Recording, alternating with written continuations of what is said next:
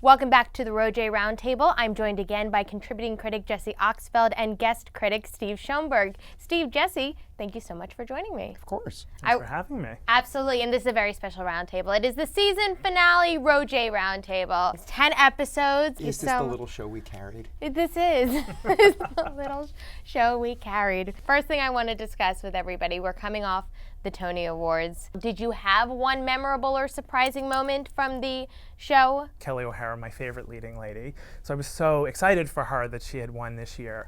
What's funny about Kelly, she plays these very serious ladies, but she's up there. She was so excited. It seemed so genuine, and that fabulous little dance that she did on stage it's just her personality shone through. And to Jesse's point, I think the really true organic emotion of a star who has made their way to Broadway and finally gets acknowledged after 6 nominations was really shown through. And 15 years, and you got to catch up with her right after the awards on her first show back. So let's take a look at Steve's interview with Kelly O'Hara.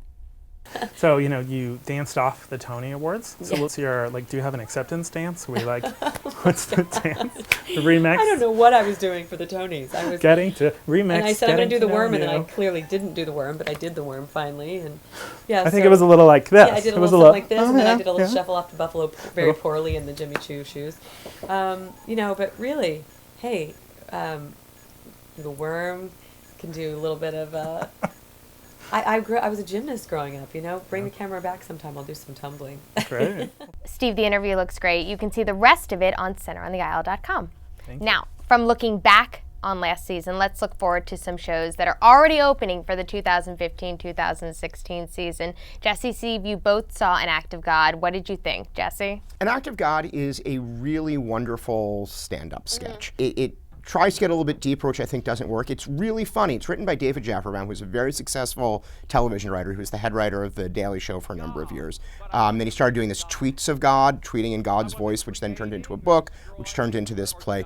It's really laugh-out-loud funny, and Jim Parsons is just so charming as God that it's really difficult not to enjoy it. But it also ends up feeling overly long at 90 minutes. It's really just this sort of one-note joke that goes on for the duration of the show. Absolutely. So maybe this show needs some divine intervention. Oh.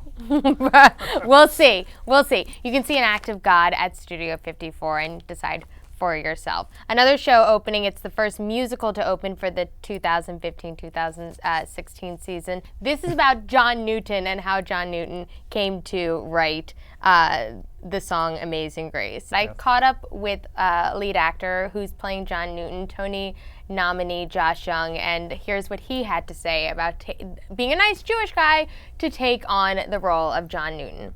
So the audience gets to see John's life story, and then they get to see the summary, and the summary of his story are the lyrics to Amazing Grace.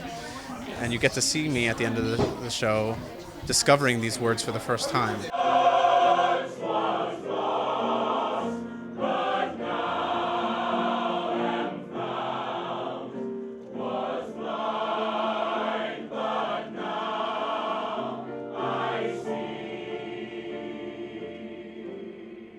The show is about how you can go from a wretch to a mensch.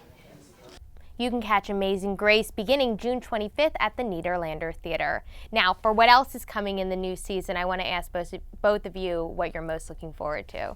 Steve, I'm going to start with you. Sure. So can I totally make a joke and say, come on, baby, Broadway, do the conga? Yes, you can. Do you want to, continue? Yes, I will. So it's Gloria Stefan's musical On Your Feet. Yes. So, beloved pop singer of, the 80s and 90s, really one of the top-selling pop stars of all time. Great performer. I think, her music coming to Broadway is a great hit, but it's also a great crossover to attract Hispanic audiences and really being more inclusive on Broadway for a lot of different folks. Now, Jesse, what are you most looking forward Well, it's to? unavoidable that Hamilton is the thing that we're all excited about for next season.